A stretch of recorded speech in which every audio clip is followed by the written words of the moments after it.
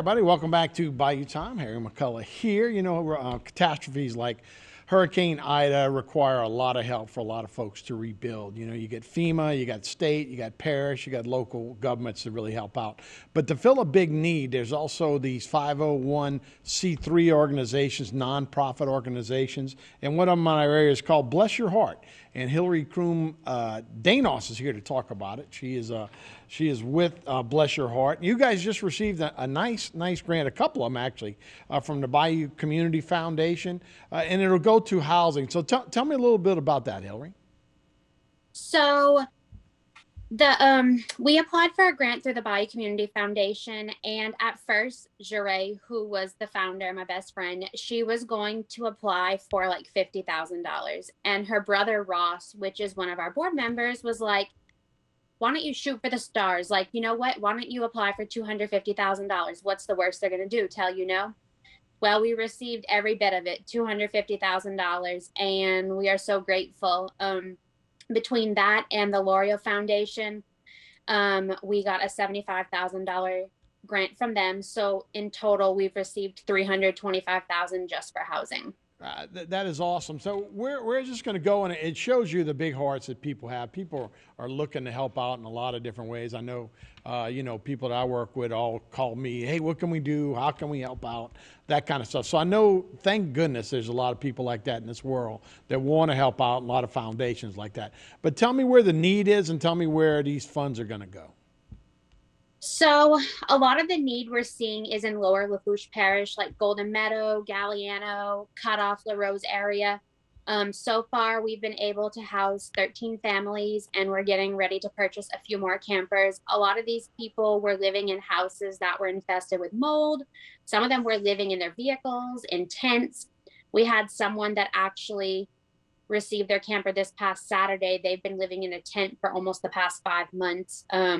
There's just such a need.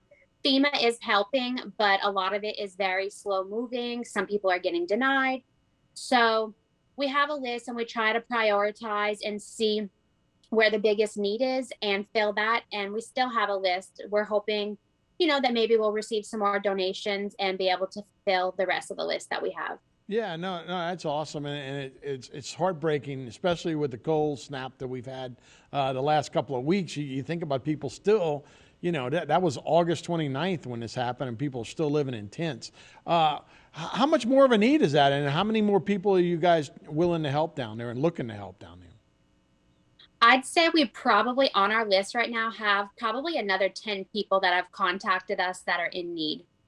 And like I said, after we finish fulfilling with the money we have left, we probably still have about seven or so, I'd say, left. That's just that we're aware of right now. There's some, every day we have people coming to us that they're aware of this going on or someone else needs something. But as far as we're aware of right now, we have about 10 total. So how does this work? And I know, you guys are not a government agency. You don't have to go through regulations. And a lot of those things can make things get on the ground a lot quicker than some of the big ones happen. But so you go trailer shopping, and if there's a need and you find something and you go help somebody out. Is it that simple? So we started off initially, we were going to buy secondhand campers because we said, if we buy secondhand campers, we'll be able to stretch the money further. But we ran into a couple issues and we decided we're just going to have to buy brand new. So we've been lucky enough to partner up with Barryland Campers and Mr. James over there.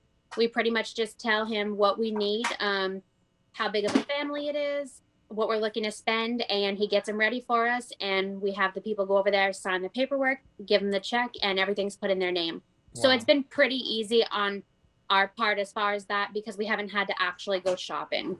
Yeah, and we're just, I was leading in talking about the role of 501c3 organizations. How did you decide to come up and start your own nonprofit? And in this case, Bless Your Heart.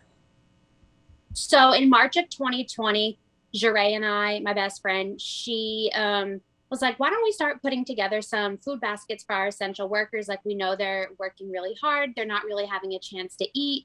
This would be like really convenient for them." So we just started making a post on Facebook, and before you know it, we had thousands of dollars of donations coming in. And we were like, okay, like we can't just have this kind of money coming through our personal accounts. She's a local attorney, and she's like, you know what? Why don't I do the paperwork and we apply for 501c3 status? And from there, it just took off. We did stuff for COVID. We did a cancer benefit. A local family's daughter had a severe allergy. We raised money for her to get treatment.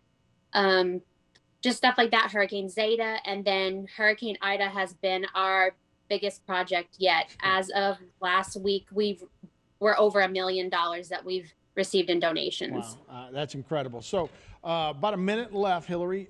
Tell us a little bit about how they can get in touch with you if they want to help or if they need help. So, how do people get in touch with you? So we have a Bless Your Heart email, blessyourheartnonprofit@gmail.com, which is also on our Facebook page.